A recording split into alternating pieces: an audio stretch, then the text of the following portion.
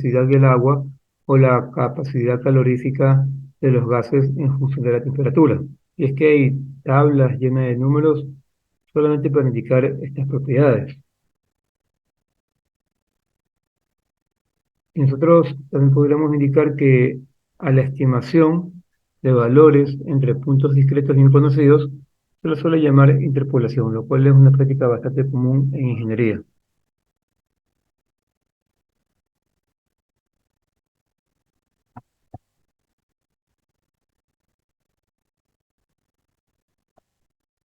Podríamos decir que el método más simple para ajustar una curva a los datos consiste en ubicar dos puntos y después trazar una curva que visualmente se acerque a los datos.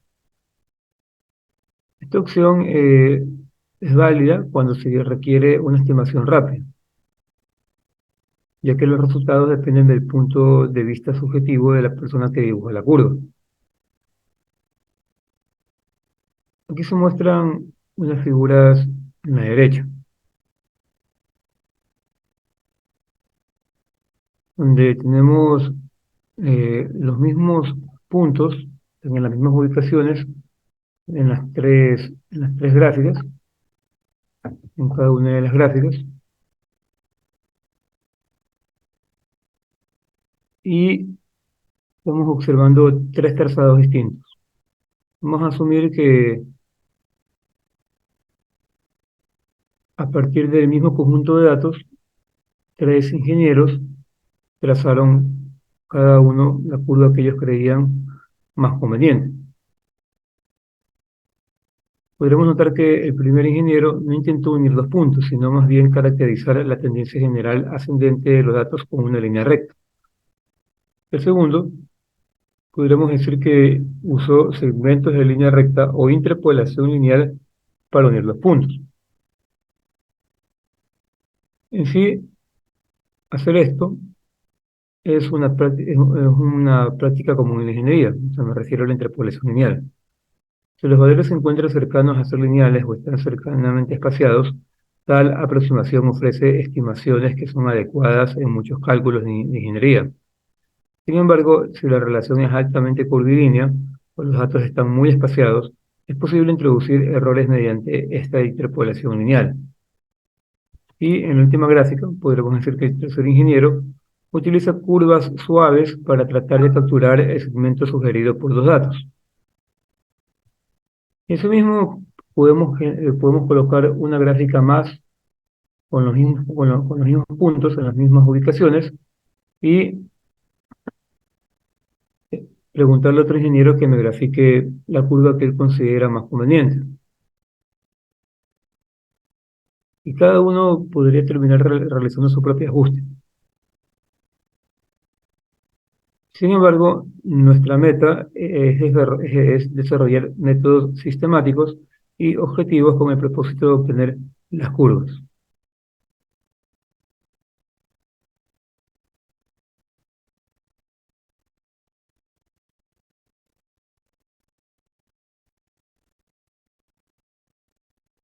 En sí, nosotros ya, en cierto modo, hemos hecho algún tipo de ajuste de curvas previamente, como en algún momento tal vez quisimos determinar valores intermedios a partir de datos tabulados, o sea, datos en tablas.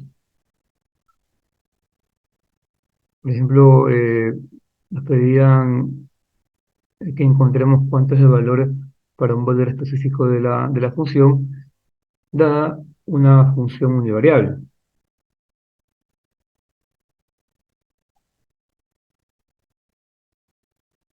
En sí, también más adelante ustedes harán uso de tablas para en base a las tablas, los valores de las tablas, proceder a determinar valores intermedios. Y es que hay muchas propiedades que se encuentran actualmente tabuladas en muchas ramas de la ingeniería y también ciencias sociales. Sin embargo, existen otras que no están disponibles de esta manera. Los casos especiales y nuevos contextos de problemas requieren que recolectemos nuestros propios datos y desarrollemos nuestras propias relaciones predictivas. En sí se han encontrado dos tipos de aplicaciones en el ajuste de datos experimentales: análisis de la tendencia y prueba de hipótesis. El análisis de la tendencia representa el proceso de utilizar el comportamiento de los datos para realizar predicciones, y en sí, en casos donde los datos son medidas de alta precisión, se usan polinomios de interpolación. Los datos imprecisos se analizan mediante una regresión por mínimos cuadrados. El análisis de la tendencia sirve para predecir o pronosticar valores de la variable dependiente. Esto puede implicar una extrapolación más allá de los límites de los datos observados o una interpolación dentro del intervalo de los datos. Por lo común, en todos los campos de la ingeniería se presentan problemas de este tipo.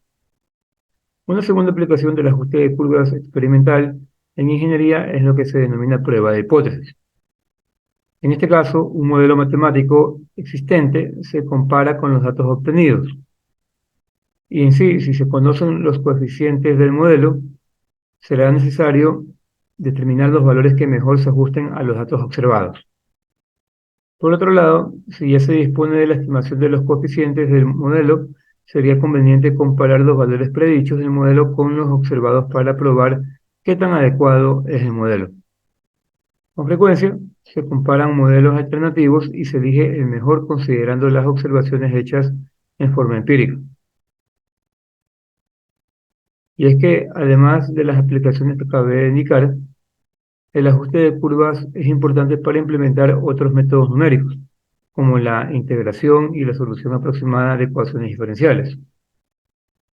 También estas técnicas pueden ser útiles para obtener funciones simples con la finalidad de aproximar funciones complicadas.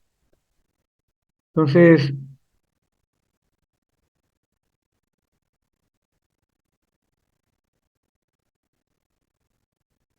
es muy importante que antes de continuar con el tema de ajuste de curvas, recordemos algunos conceptos matemáticos relevantes a esta unidad. Y es que los fundamentos matemáticos de la interpolación se encuentran en el conocimiento sobre las expansiones de la serie de Taylor y las diferencias finitas divididas que vimos previamente. En sí, la regresión por mínimos cuadrados requiere además de la información en el campo de la estadística.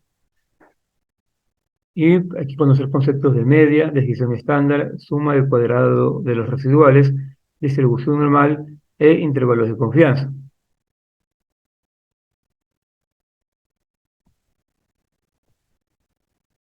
Eso vamos a comenzar con lo más simple. Vamos a suponer que nuestro curso, vamos a suponer que en nuestro curso se realizaron varias mediciones de una cantidad específica, tal como indica la tabla que observan en la diapositiva. Y esta tabla contiene un total de 24 lecturas, de lo que sería el coeficiente de expansión térmica del acero. En sí, los datos ofrecen una información limitada si los observamos de esta manera.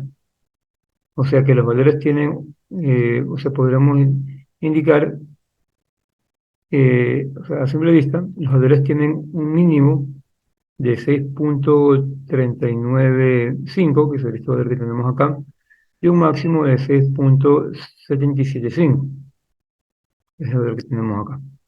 Estos serían el mínimo y el máximo, respectivamente. Sin embargo, podemos obtener una mayor comprensión al analizar los datos mediante uno o más estadísticos, bien seleccionados, que nos den tanta información como sea posible acerca de las características específicas del conjunto de datos.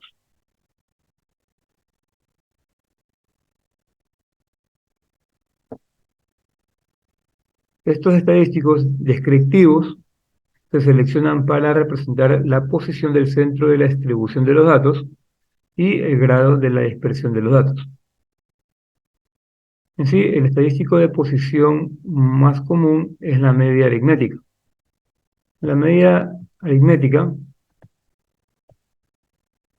de una muestra, identificado como y barra, se define como la suma de los datos, ¿sí? Cada uno de los datos se le da el nombre de y, dividida entre el número de datos. El número de datos hace referencia a n.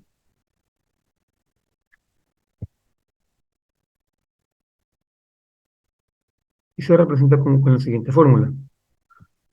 Sumatoria. Tengan en cuenta que esta sumatoria va a ir desde i igual 1 hasta n, de y sobre n.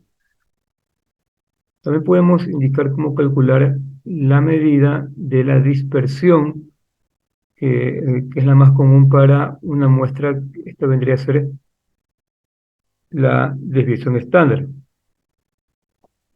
respecto de la media,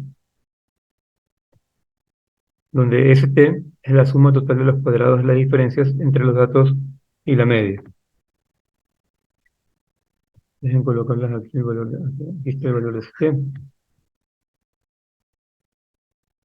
De esta manera, si las mediciones se encuentran muy dispersas alrededor de la media, el valor de la suma total de los cuadrados de las diferencias entre los datos y la media, o sea, ST, y por lo tanto, la desviación estándar, indicada como S sub Y, será bastante grande, ¿sí? Si se encuentran los datos muy dispersados alrededor de la media. En cambio, si están agrupados cerca de ella, la desviación estándar será pequeña. También ocurre que la dispersión se puede representar por el cuadrado de la desviación estándar, y esto se lo conoce como varianza. O sea, yo podría decir que la varianza se puede escribir de la siguiente manera: el cuadrado de la desviación estándar.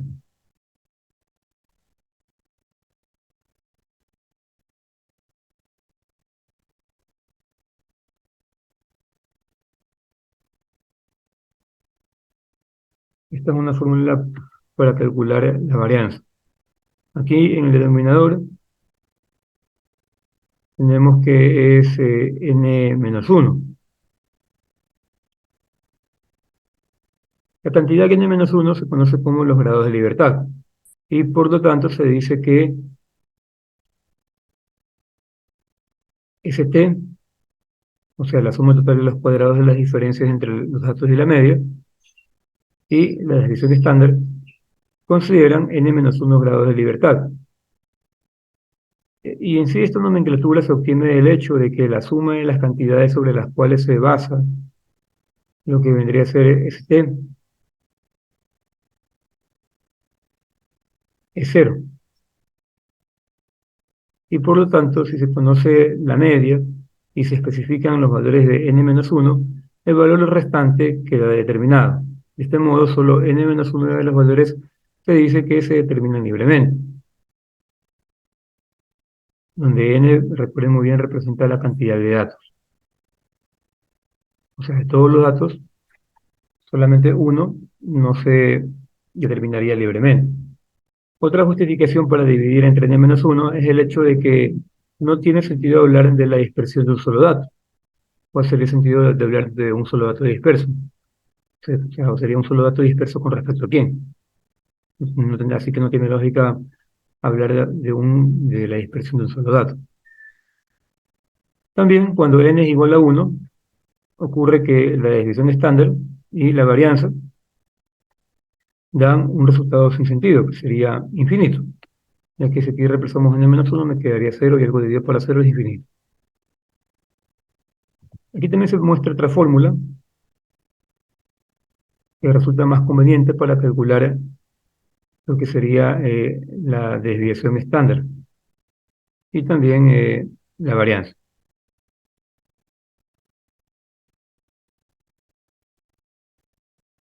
Ya que recuerden que la varianza es el cuadrado de la desviación estándar. Y es que esta fórmula alternativa no requiere el cálculo previo de la media, ya que como pueden observar, en ningún momento aparece el dato de la media. Y se obtiene el mismo resultado que con la ecuación que está acá a la izquierda.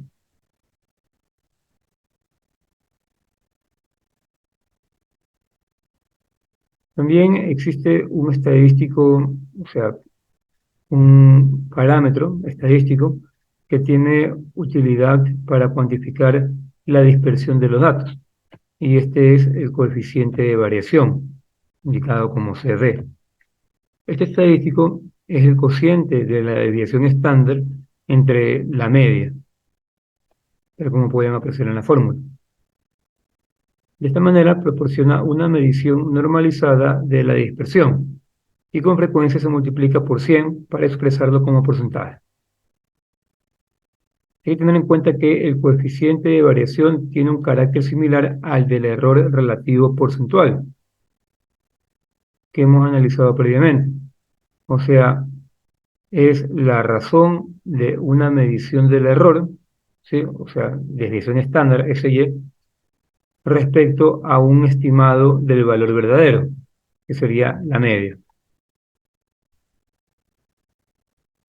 Ahora, con esta información acerca de estos parámetros estadísticos, que me dan bastante información acerca de los datos de mi tabla, ¿sí? O sea, de los datos de cualquier tabla en general, vamos a hacer el siguiente problema, donde me piden calcular media, varianza, desviación estándar y el coeficiente de variación para los datos de esta tabla. Entonces, intento calcular todos estos parámetros usando las fórmulas que se indicaron previamente.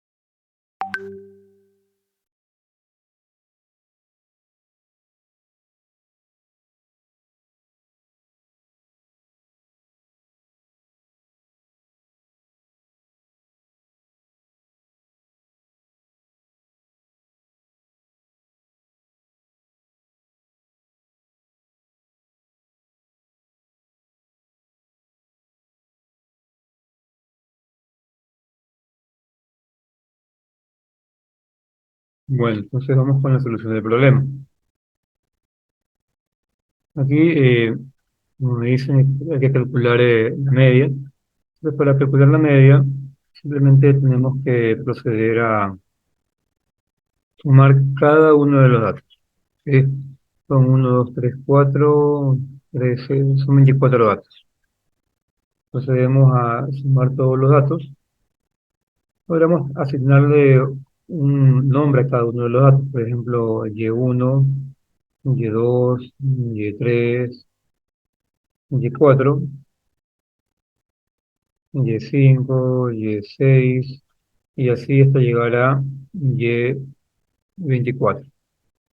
Entonces, a partir de aquí, al establecer la fórmula de la media, tendrá lo siguiente. La media, que sería una sumatoria desde i igual 1 hasta n vale 24, de mis valores yi, o sea, mis datos yi dividido por la cantidad de datos que es 24, sería igual a lo siguiente. Sería y1 más y2 más y3 y así hasta llegar a y24. Dividimos para 24. Entonces reemplazamos los datos y procedemos a hacer el respectivo cálculo. ¿Cuánto me quedaría la suma? Les tuvo que haber quedado la suma con un valor de 158,4. 158,4 dividido por la 24 y la media tuvo que haber tenido un valor de 6,6. Luego de esto, ¿qué hay que calcular? Me piden calcular la varianza. Para calcular la varianza, lo primero que tengo que encontrar es la desviación estándar. Entonces, vamos a calcular nuestra desviación estándar, pero teniendo en cuenta que de acuerdo a la fórmula, como la vimos previamente, calcular la desviación estándar implica calcular la suma de los cuadrados de las diferencias entre los datos y la media, o sea, el valor de ST. Hay que calcular primero esta cantidad que tenemos acá, y menos la media para cada uno de los datos elevado al cuadrado. Entonces, primero comenzamos con el cálculo de ST. Entonces, la fórmula para calcular ST la voy a colocar acá arriba. Es simplemente y menos la media elevado al cuadrado.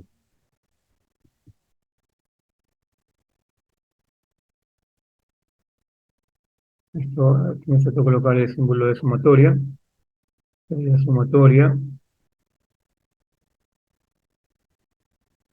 de i igual 1 hasta n. Entonces, ¿qué hay que hacer aquí? Hay que hacer una diferencia entre cada uno de los datos y la media, y a cada una de esas diferencias elevarlas al cuadrado y luego sumar. Entonces, teniendo en cuenta que el dato de la media es 6,6, lo correcto sería que yo genere una tabla donde coloque los siguientes datos. Y menos la media. Entonces, aquí comenzaría desde i igual a 1. Sería desde i, comenzando con i igual a 1. ¿Qué me estaría quedando? Me quedaría y1 menos la media, ¿no? Entonces, sería 6,495 menos 6,6. Luego sería con 2, i igual a 2, quedándome y2 menos la media, ¿no? Y2 sería 6,665 menos 6,6. Luego sería con i igual a 3, quedándome 6,755 menos, perdón, aquí 6,6 arriba, menos la media 6,6. Y así hay que hacer con cada uno de los datos. Luego de hacer estos cálculos, lo que se procede a hacer es elevar cada uno de estos resultados al cuadrado. Entonces, luego de calcular de hacer estas diferencias, procedemos a elevar al cuadrado cada una de ellas. Elevamos al cuadrado cada una de ellas y luego las sumamos. ¿Sí? Todo aquí hay que hacerlo hasta llegar a 24, al dato número 24. El dato número 24 sería 6.685 menos 6.5. Y esto sería elevado al cuadrado. Calculamos la suma de todas estas expresiones y vamos a obtener la suma de los cuadrados de los residuales, que es como se conoce AST. Entonces, una vez que tenemos AST, nos vamos a calcular la desviación estándar. ¿Sí? Nos vamos a calcular la desviación estándar. Entonces, dejen borrar esto. Acá en la tabla se muestra ya un poco más resumida la información. Tengan en cuenta que aquí ya está de por sí el cálculo de la resta con la media elevado al cuadrado para cada uno de los datos, ¿no? La media es 6.6. Enfoquémonos en las tres primeras columnas, ¿sí? Hacemos esto para cada uno de los datos. La suma, la podemos ver acá abajo, sería 0.217. Y esto de aquí sería simplemente ST, la suma de los cuadrados de los residuales. Entonces, luego nos vamos a la fórmula de la desviación estándar, y esta de aquí sería igual a la raíz cuadrada de ST sobre n menos 1. Entonces, reemplazamos los datos, me quedaría raíz cuadrada de 0.217 sobre n, que vale 24, menos 1. Entonces, ¿cuánto me quedaría este dato? Quedaría quedando 0.0973.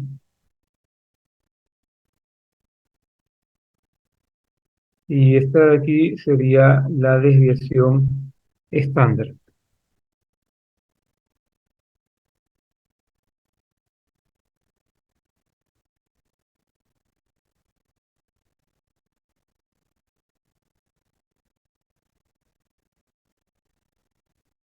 Recuerden muy bien que estos parámetros estadísticos que estamos analizando son descriptivos y nos muestran dos tipos de información: posición del centro de la distribución de los datos, o sea, la media, y el grado de dispersión de los datos, que es lo que estamos haciendo ahora, calculando la desviación estándar.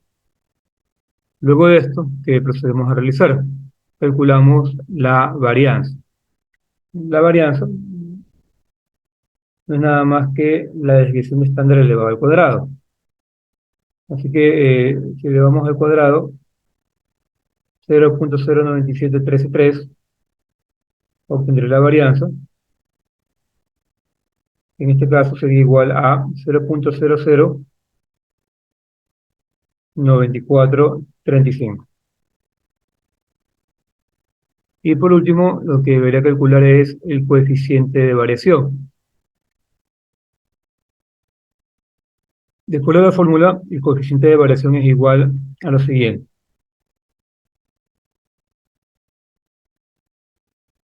Es igual a la desviación estándar sobre la media multiplicado por el 100%.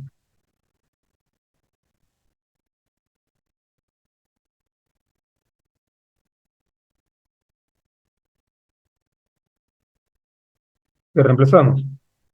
Nos quedaría 0.097133 dividido para la media, que es 6.6, multiplicado por el 100%. Entonces me quedaría esto.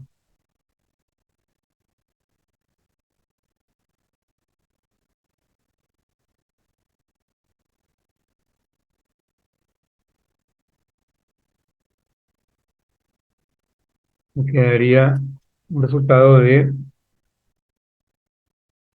1.47%. Entonces aquí sería el coeficiente de variación.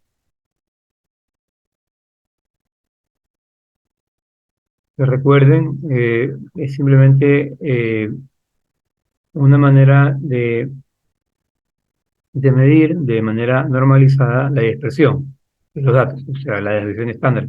La estamos normalizando con respecto a la media, que vendría a representar el centro de posición de los datos.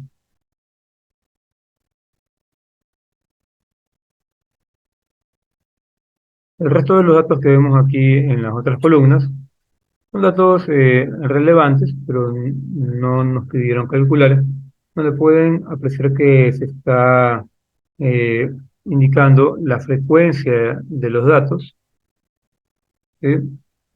Se está indicando la frecuencia de los datos y un límite inferior y superior.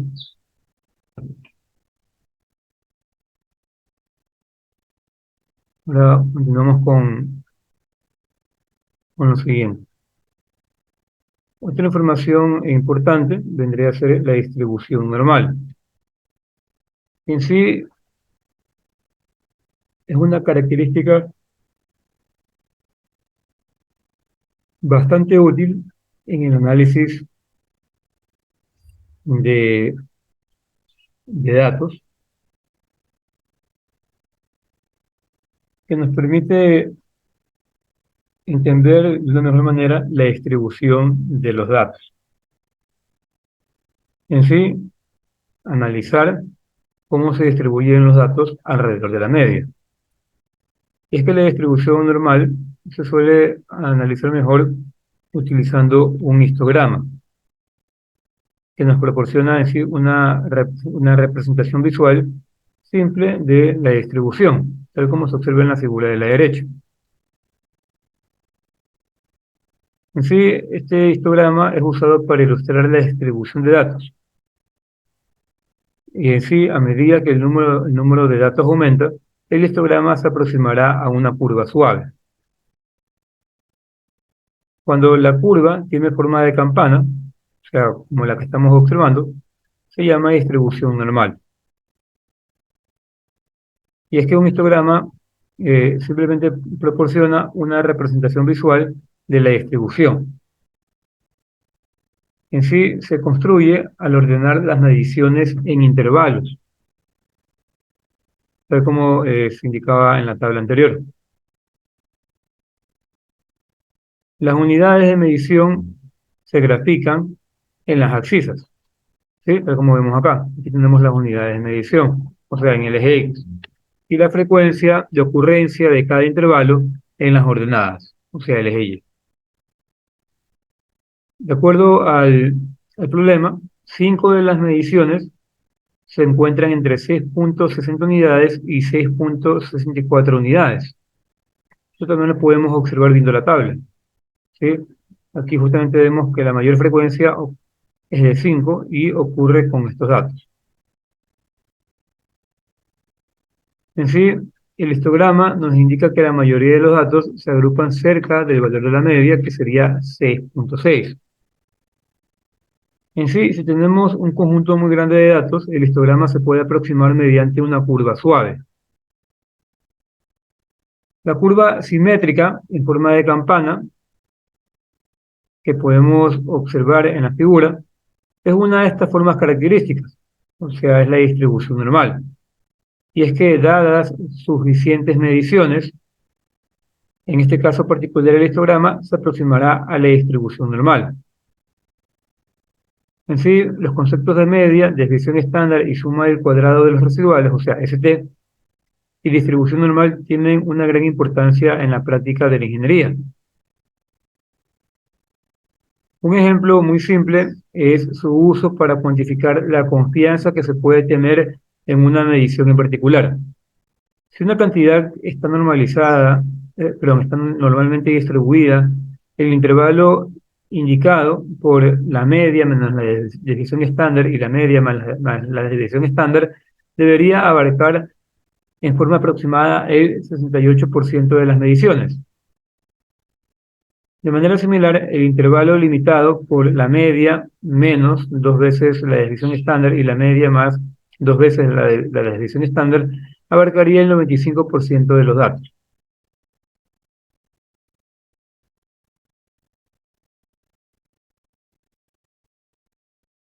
Entonces, Ahora podemos hablar acerca de la estimación de los intervalos de confianza. En sí, uno de los principales objetivos de la estadística es estimar las propiedades de una población de datos, basándonos en una muestra limitada de datos.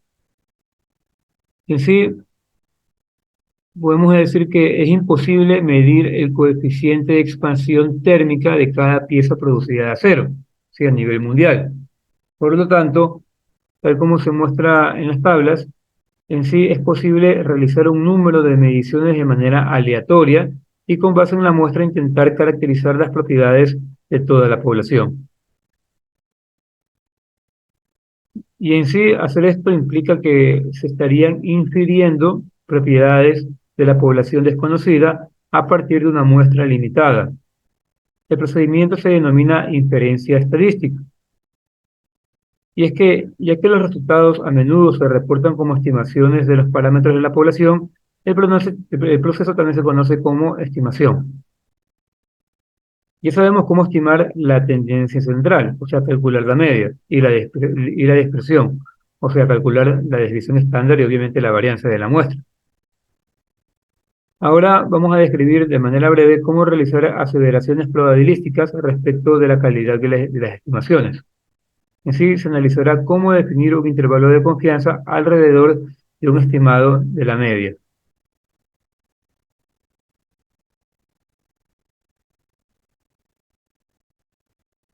Tengan en cuenta que para el presente análisis, Y barra y SY se refieren a la media de la muestra y a su desviación estándar respectivamente. Y vamos a introducir una nueva nomenclatura, que sería mu y alfa. Mu se refiere a la media de la población y alfa a la desviación estándar de la población.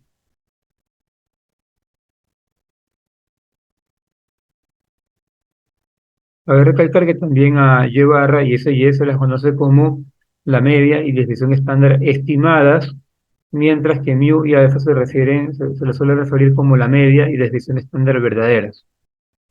Entonces, podríamos indicar que un estimador de intervalo proporciona el rango de valores dentro del que se espera que esté el parámetro, con una probabilidad dada. Estos intervalos se describen como unilateral y bilateral. Tal como su nombre lo indica, un intervalo unilateral expresa nuestra confianza en que el parámetro estimado sea menor que o mayor que el valor real.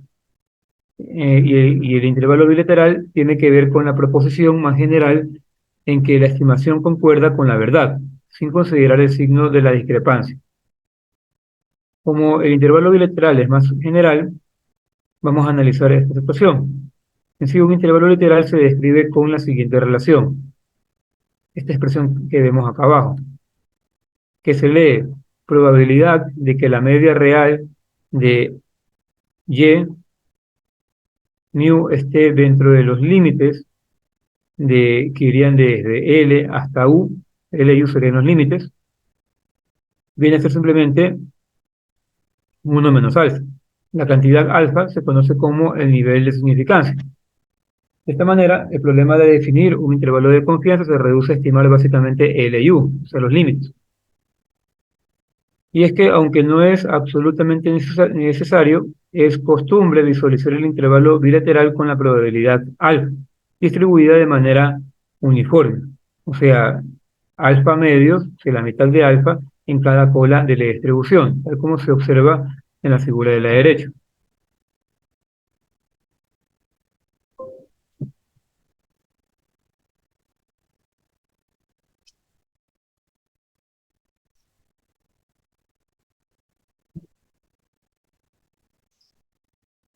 En sí,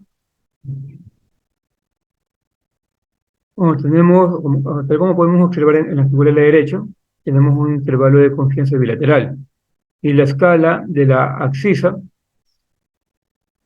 en la figura de la distribución normal, donde tenemos la curva en forma de campana, justamente en esa escala se escribe en las unidades originales de la variable aleatoria. Y en la escala que vemos acá abajo, ¿sí? Esta recta, es simplemente una versión normalizada de las abscisas que tiene la media ubicada en el origen y se escala el eje de tal manera que la desviación estándar corresponde a una unidad. Entonces, si conocemos la varianza real de la distribución, o sea, sigma cuadrado, lo cual no es frecuente, de acuerdo a la teoría estadística, se establece que la media de la muestra, o sea, y barra, proviene de una distribución normal con media mu y varianza sigma al cuadrado sobre n. Cabe recalcar que en la figura de la derecha no se conoce realmente mu, por lo tanto, no se sabe dónde se ubica con exactitud la curva normal con respecto a la media. Entonces, para evitar este dilema, se calcula una nueva cantidad, que es conocido como el estimador normal estándar, que se calcula de la siguiente manera. Este estimador normal estándar representa la distancia normalizada entre la media de la muestra y la media de la población. Entonces, de acuerdo con la teoría estadística, esta cantidad deberá estar distribuida normalmente con media 0 y varianza 1. Además, la probabilidad de que el estimador normal estándar esté dentro de la región no sombreada de la figura que vemos a la derecha será simplemente 1 menos alfa. Por lo tanto, se establece lo siguiente. Esta cantidad debe ser menor que menos z alfa medios o mayor que z alfa medios. Tengan en cuenta que la cantidad z alfa medios es simplemente una variable aleatoria normal estándar, y en sí es la distancia medida a lo largo del eje normalizado arriba y debajo de la media, que corresponde a la probabilidad 1 menos alfa. Los valores de z alfa medios están tabulados en libros de estadística. También pueden llegar a calcularse usando funciones de paquetes de software, como MATLAB, por ejemplo. Por ejemplo, si alfa es igual a 0.05, o sea, en otras palabras, si definimos un intervalo que comprenda 95%, z alfa medios es aproximadamente igual a 1.96, lo cual significa que un intervalo alrededor de la media con un ancho de más o menos 1.96 veces la desviación estándar abarcará de manera aproximada el 95% de la distribución. Estos resultados se pueden reordenar para obtener lo siguiente. Que básicamente la media de la muestra se encontraría entre L y U, con una probabilidad de 1 menos alfa, donde L, el límite izquierdo, se calcularía de la siguiente manera, y U, el límite derecho, se calcularía de la siguiente manera. Entonces, aunque estas fórmulas ofrecen una estimación de L y U, están basadas en el conocimiento de la verdadera varianza, o sea, sigma. Y en nuestro caso, conocemos solamente la varianza estimada, o sea, SY. Por lo tanto, una alternativa inmediata sería una versión de la ecuación del estimador normal estándar basada en la desviación estándar de la muestra, que se calcularía con esta fórmula que vemos acá, indicada como T. En sí, es igual a la media de la muestra menos la media de la población dividido por la desviación estándar sobre la raíz cuadrada de n. Y es que, aun cuando la muestra se tome de una distribución normal, esta fracción no estará normalmente distribuida, en particular cuando n sea pequeño. En sí, se ha encontrado que la variable aleatoria, definida por la ecuación que vemos aquí que describe a t, sigue la llamada distribución t, t de student o simplemente distribución t.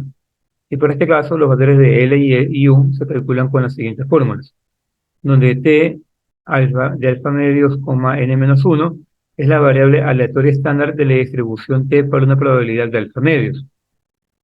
Al igual que en el caso de Z alfa medios, los valores están tabulados en libros de estadística y también se pueden encontrar en paquetes de software.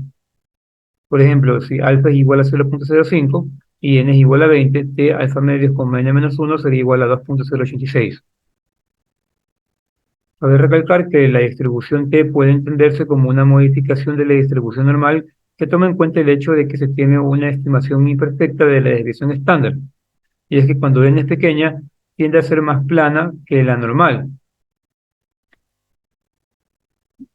tal como vemos en la figura de la derecha. Aquí vemos una curva que tendría que ser un poco más plana que la propia normal cuando n es muy pequeña en la distribución t. Entonces, para pocas mediciones, se obtienen intervalos de confianza más amplios y por lo tanto más conservadores. Y a medida que el valor de n se vuelve más grande, la distribución t converge a la distribución normal. Ahora con esta información vamos a realizar el siguiente problema. Nos piden determinar la media y el correspondiente intervalo de confianza del 95% para los datos de la tabla anterior. Me piden que realice 3 mediciones basándome en las primeras 8 mediciones, las primeras 16 y finalmente en todas las mediciones. Entonces, intenten desarrollar el problema.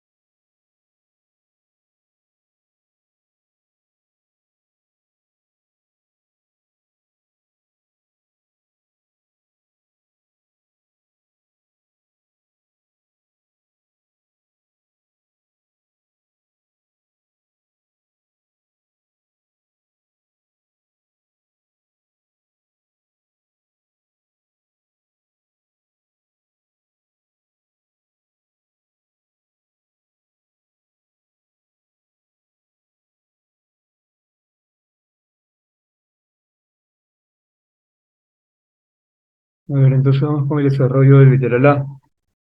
Bueno, tenemos que calcular lo que me preguntan, la media y el intervalo de confianza del 95% para los tres primeros, perdón, para las ocho primeras mediciones. Entonces, la idea es escoger las ocho primeras mediciones y proceder a calcular la media. ¿Sí? Entonces, la media me quedaría en 6,59. Luego de eso, calcular la desviación estándar. Para calcular esta desviación estándar, yo puedo hacer uso de una de las fórmulas alternativas para calcular dicha desviación, donde no se utiliza el cálculo de la media. Es la sumatoria de todos los datos elevados al cuadrado, menos la sumatoria total de los datos elevado al cuadrado dividido para n sobre n-1.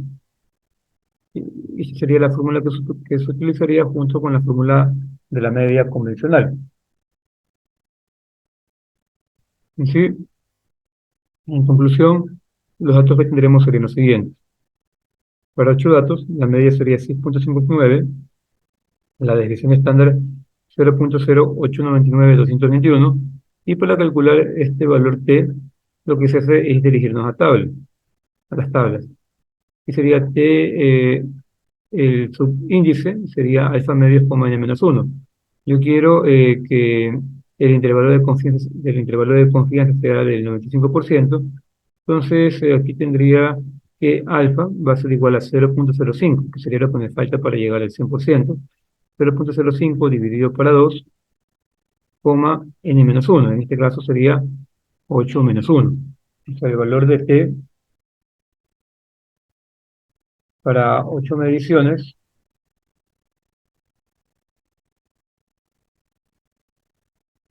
sería igual a t sub 0,05 sobre 2, 8 menos 1. O sea, me estaría quedando t 0,025,7. Y es con este dato que yo me dirijo a las tablas. Y el valor de t correspondiente sería el que vemos acá. Vamos a ver unas tablas donde veremos el valor correspondiente para este subíndice de e. Aquí colocaremos el valor correspondiente y en base a esto procedemos a calcular los límites, ¿sí?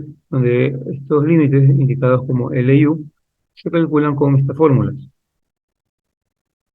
esta que vemos acá, donde se utiliza el parámetro T. Se coloca la media, la desviación estándar, y se divide para la raíz cuadrada de n y se multiplica por el valor de T que acabamos de encontrar, tanto para L como para U. La única diferencia entre L y U es el signo. Entonces aquí me quedaría lo siguiente.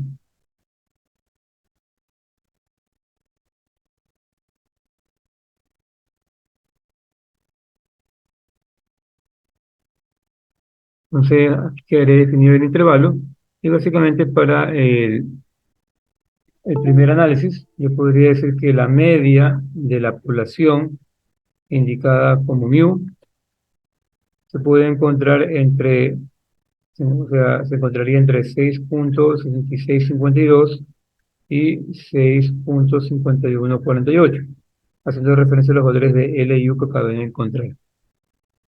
Y lo mismo sucede para los primeros 16 datos y todos los datos. Hacer el mismo análisis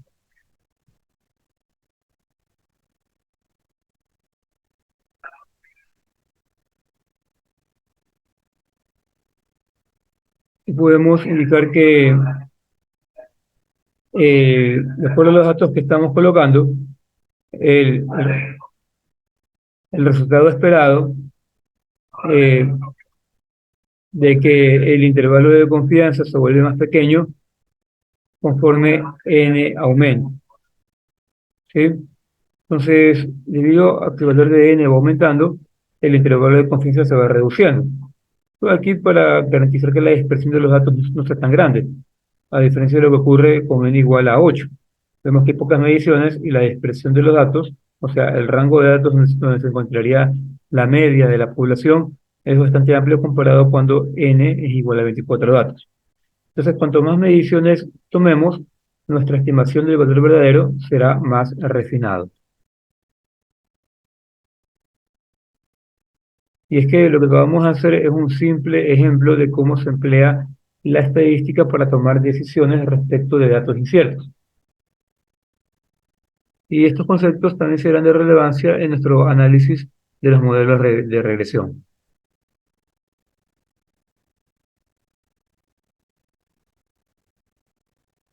Entonces, una vez revisados estos conceptos, vamos a ingresar a lo que sería la regresión por mínimos cuadrados.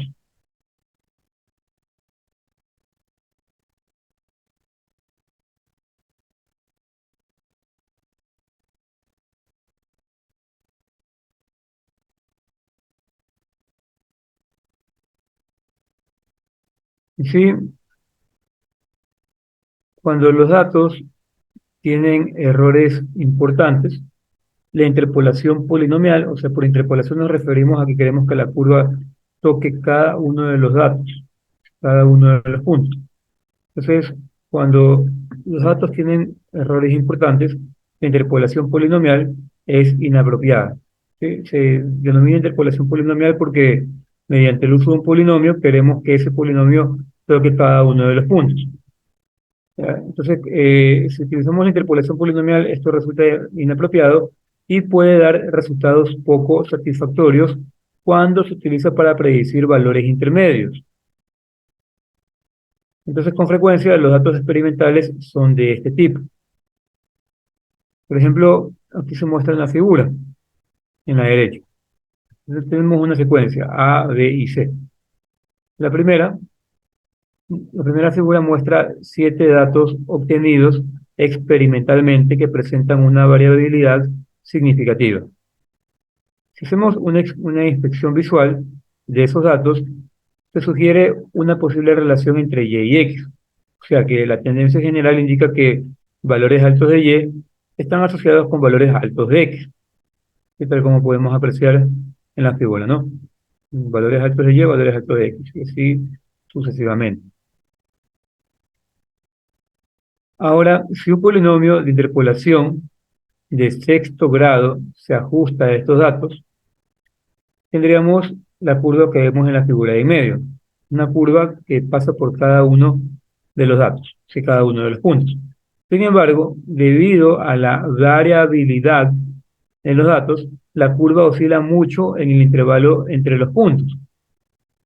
En particular, los valores interpolados, por ejemplo, para x igual a 1.5, supongamos que 1.5 es esto, ¿ya? Y si es 0.5, parecen estar bastante más allá del rango sugerido por los datos. Por ejemplo, 6.5 podría ser esta cantidad,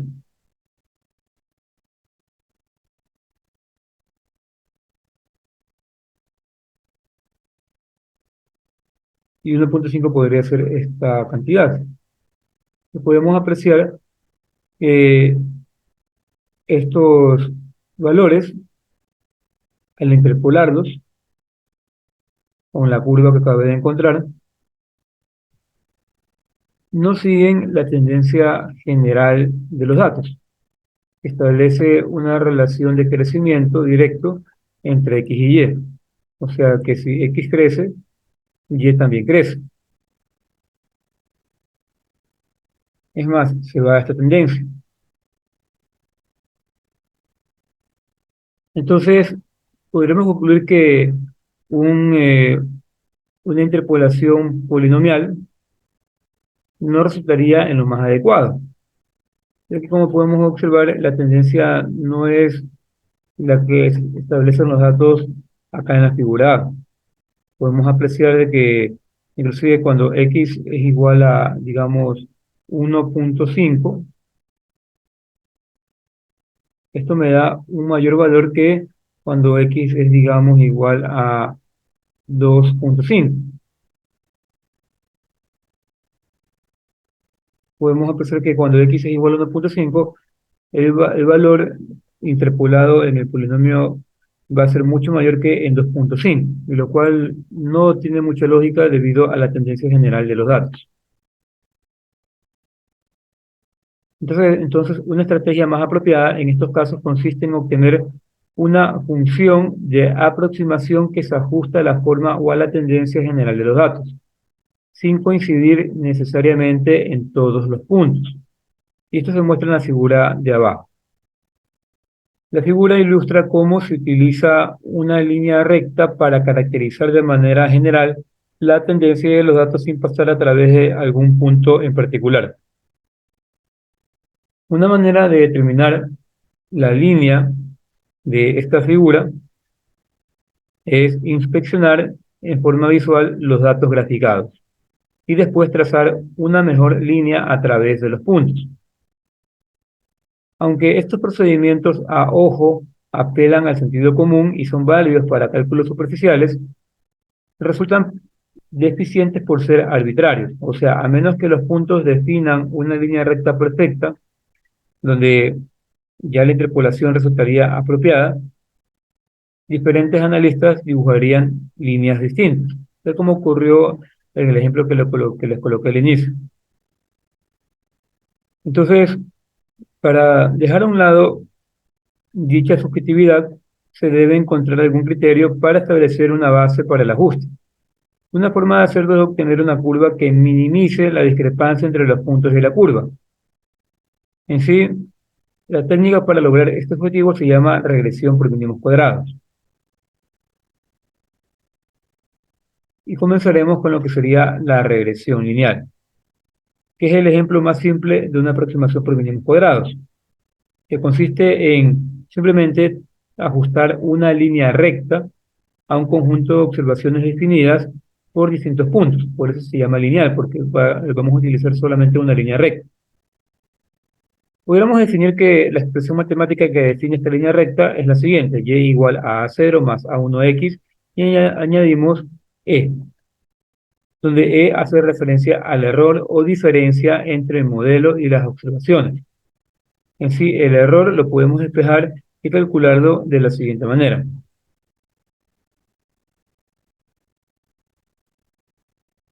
De esta manera se está indicando que el error o residuo es la discrepancia entre el valor verdadero, esta Y representaría el valor verdadero, y el valor aproximado, indicado por A0 más A1X. Y es que este ecuación se puede escribir de la siguiente manera, como Y menos A0 más A1X, donde A0 más A1X sería la aproximación. Y eso es el error, la diferencia entre el valor verdadero y la aproximación.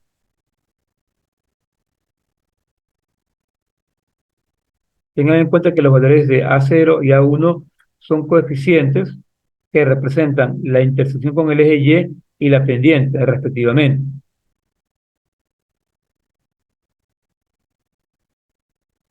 Entonces, vamos a establecer un criterio para el mejor ajuste. Una estrategia para ajustar una mejor línea a través de los datos será minimizar la suma de los errores residuales de todos los datos disponibles. Por ejemplo, de tal manera que n es el número total de puntos, podremos establecer algo como lo siguiente: una sumatoria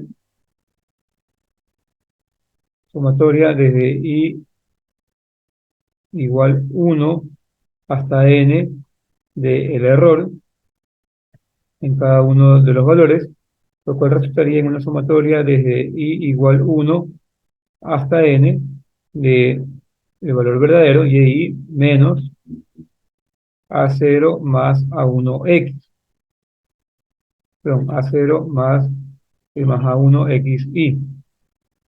Recuerden que esto estaría representando a la diferencia entre el valor medido, o sea, el verdadero, y el aproximado. N representa el número total de puntos. Sin embargo, este es un criterio inadecuado.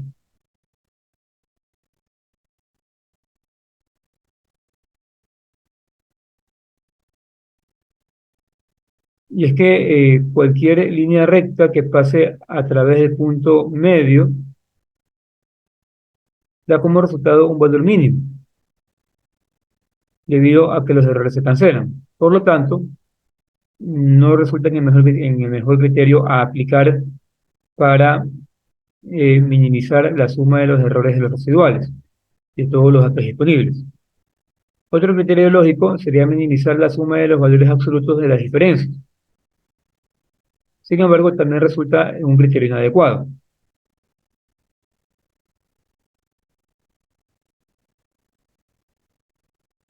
Pero tenemos una tercera estrategia para ajustar una mejor línea. eh, o sea, podríamos establecer lo que es el criterio minimax, donde en esta técnica la línea se elige de manera que minimice la máxima distancia a que un punto se encuentre de la línea, pero tampoco resulta adecuada para la regresión, ya que da excesiva influencia a puntos fuera del conjunto, o sea, a un solo punto con un gran error. Entonces, la estrategia que supera todas las deficiencias anteriores consiste en minimizar la suma de los cuadrados de los residuos entre la y medida y la y calculada con el modelo lineal. Y esto resulta básicamente en la siguiente expresión que tenemos acá,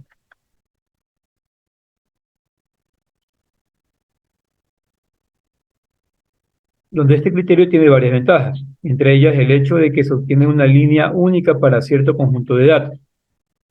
Y antes de analizar estas propiedades, simplemente se presentará una técnica para determinar los valores de A0 y A1, que minimicen la ecuación, porque la idea es que la suma de estas diferencias entre el valor medido y el modelado, el aproximado, sea cero, para así tener el mejor ajuste posible, ¿sí?, de la regresión lineal. Entonces, para determinar los valores de los coeficientes A0 y A1, podemos derivar nuestra ecuación con respecto a cada uno de los coeficientes.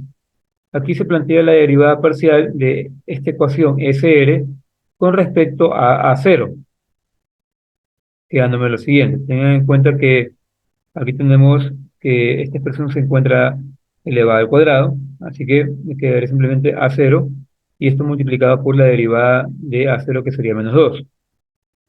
Luego derivamos con respecto a A1 y me quedaría lo siguiente. Entonces, tengan en cuenta que las sumatorias siempre van desde i igual 1 hasta n. Si igualamos las derivadas a cero, se dará como resultado un valor de SR mínimo. Y esto haría que las ecuaciones se expresen de la siguiente manera. O sea, esta expresión la igualamos a cero para obtener una suma mínima de los cuadrados residuales. Despejándome quedaría la siguiente expresión. Y aquí procedemos a utilizar algunas propiedades de la sumatoria. Y tendría lo siguiente. Recuerden que la sumatoria de A0 sería simplemente A0 por n. Todas las sumatorias tengan en cuenta que van desde i igual 1 hasta n. Se aplican las propiedades de la sumatoria y terminamos expresando las ecuaciones como un conjunto de dos ecuaciones lineales simultáneas con dos incógnitas, que vendrían a ser A0 y A1. A0 y A1 son mis incógnitas. Despejamos sumatorias y me quedaría lo siguiente.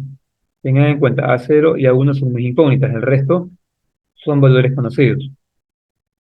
Entonces, de estas ecuaciones puedo despejar A1 y así también encontrar A0.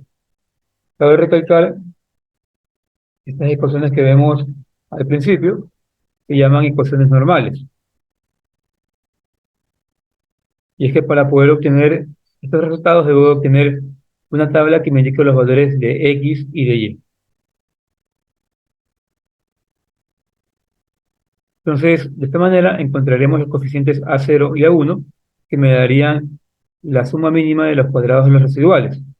Y se pueden reemplazar en la ecuación, la ecuación modelo.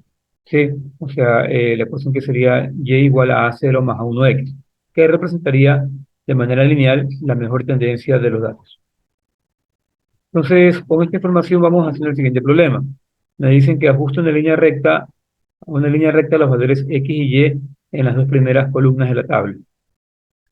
Entonces, a ver, intenten hacer el problema. La idea general es la siguiente.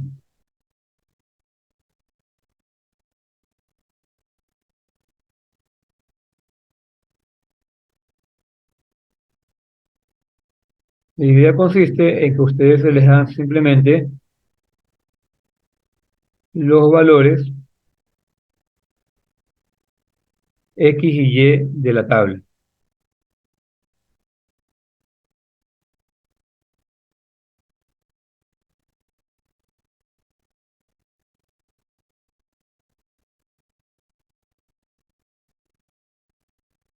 ¿Ok? A ustedes se les dan los valores X y Y de la tabla. Entonces, en base a estos valores, ustedes proceden a calcular los valores de A0 y A1, utilizando estas definiciones que tenemos acá. O sea, lo ideal es que armen un sistema como el que se ve en las ecuaciones normales. Armen este sistema, que nos daría un sistema de 2 por 2, dos ecuaciones con dos incógnitas, y luego así calcular cuánto vale A0 y A1.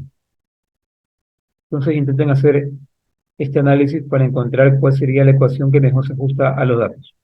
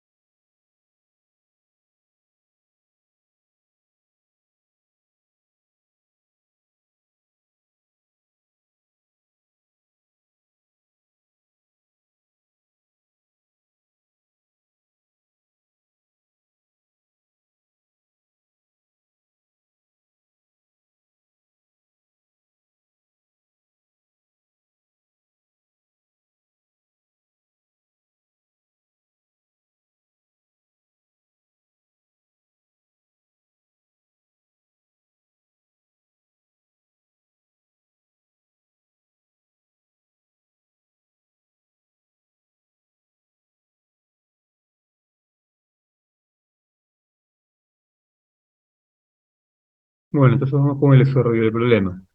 En sí, la idea general es crear, generar una recta. Esa es la idea general. Crear una recta que me ayude a predecir la tendencia general de mis datos. La recta planteada es la siguiente: A0 más A1X. ¿Sí? Es la ecuación general de una recta.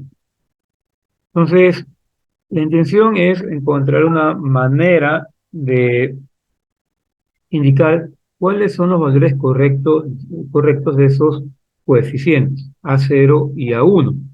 Y la idea se basa en la siguiente ecuación: en la suma de los cuadrados de los residuales. Como se dan cuenta, la suma de los cuadrados de los residuales no es nada más que una diferencia, ¿sí?, de cada uno de los datos medidos con cada uno de los datos que obtengo mediante el modelo, ¿sí?, elevados al cuadrado y sumados hasta sumar todos los datos.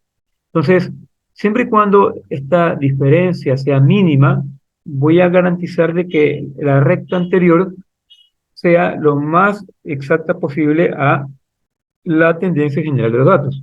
Y esto no implica necesariamente que la recta pase por cada uno de los puntos. En sí, por ejemplo, digamos que los datos medidos, pongamos aquí YI medido, sean los siguientes: 2, 3, 4, 5. Y los datos modelados, pongamos aquí YI modelado, que pongamos Y,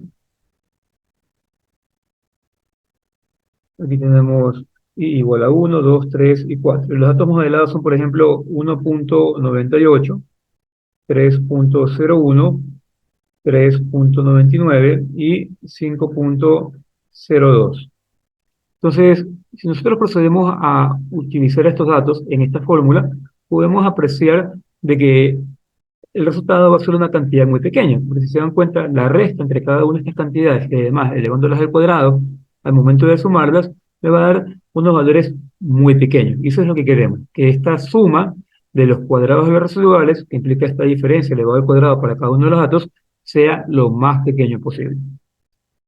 Entonces, basándonos en esa idea, proponemos que una de las maneras de encontrar de que esta suma de los cuadrados de los residuales, esta suma, tienda a cero, porque eso es lo ideal, que tienda a cero, en el mejor de los casos es igual a cero. Si es igual a cero, implica que el valor de la y medida, o sea, del dato medido con el dato modelado, es exactamente el mismo. Entonces, si tiende a cero, y mi intención es que tienda a cero, propongo de que una de estas maneras es calculando derivadas parciales con respecto a cada uno de los coeficientes. Y procedemos a calcular derivadas parciales para esta fórmula que tenemos acá, la fórmula que vemos acá al final. Esto se puede resumir como SR igual a sumatoria desde I igual 1 hasta N de YI menos la Y modelado. Recuerden muy bien que la Y modelado se puede escribir como A0 más A1XY, ¿sí? Entonces me quedaría YI menos A0 más A1XY. Rompiendo el paréntesis, me quedaría la expresión que se muestra en la parte derecha de la diapositiva. Esto elevado al cuadrado. Entonces, al calcular derivadas parciales con respecto a A0, aquí la sumatoria no influye en mi cálculo, ¿sí? No influye para nada. Esto sería igual a lo siguiente: sería sumatoria desde I igual 1 hasta N de la derivada parcial con respecto a A0 de YI menos A0 más A1XY y esta cantidad elevado al cuadrado. Como recordarán, aquí se aplica regla de la cadena. Entonces me quedaré como resultado lo siguiente: sumatoria desde I igual 1 hasta N de lo siguiente. Por regla de la cadena me quedaría simplemente 2 por YI menos A0 más, perdón, aquí es menos A0, menos A0 menos A1 XY elevado a la 2 menos 1, que sería 1. Y esto multiplicado por la derivada parcial con respecto a 0,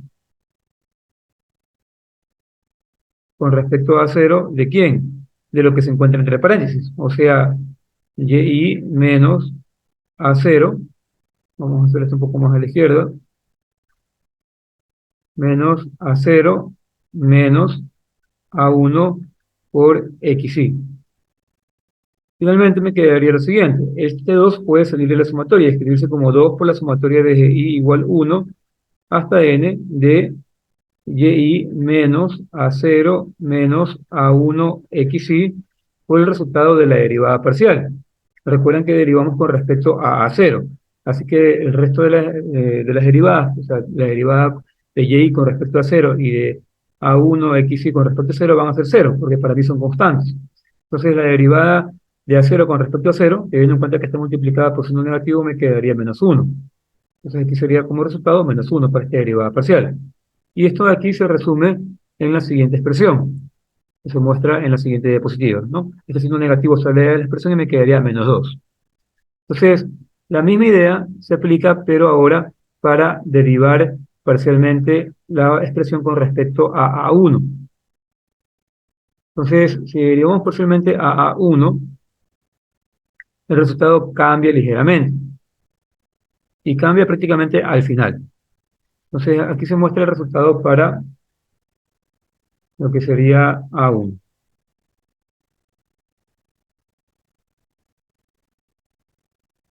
Entonces, para A1, mira lo siguiente, es exactamente el mismo desarrollo,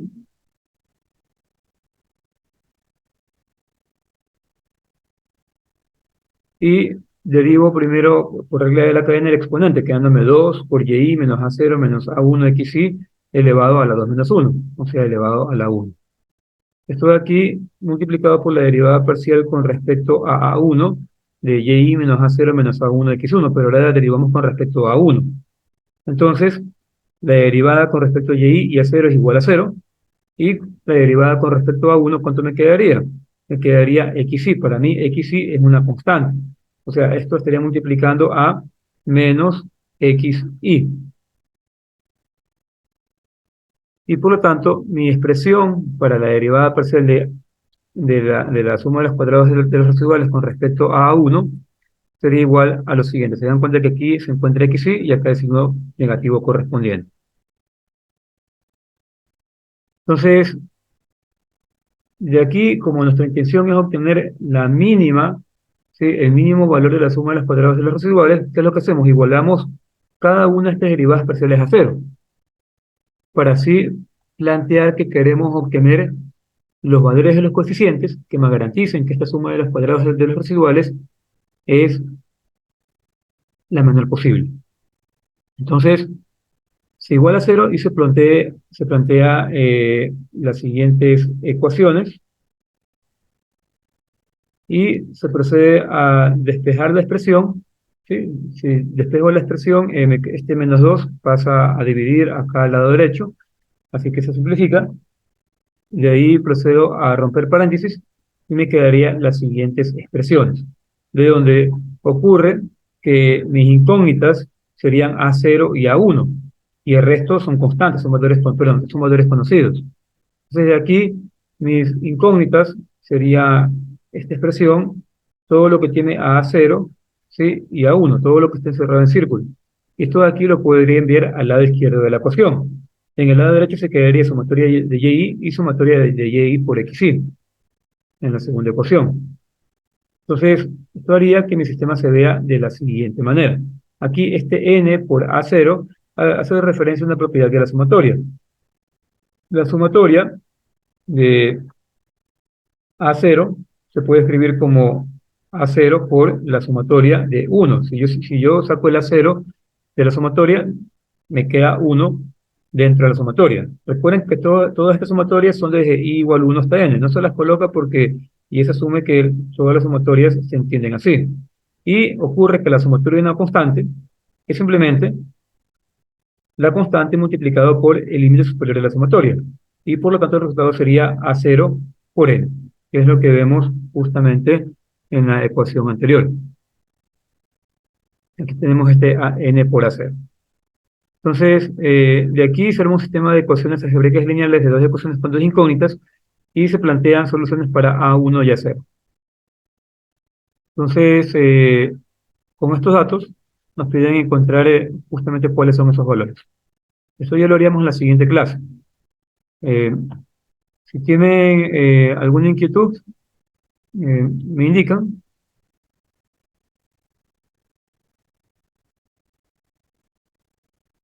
Caso contrario, se pueden retirar. Recuerden que el día lunes me parece que no hay clases.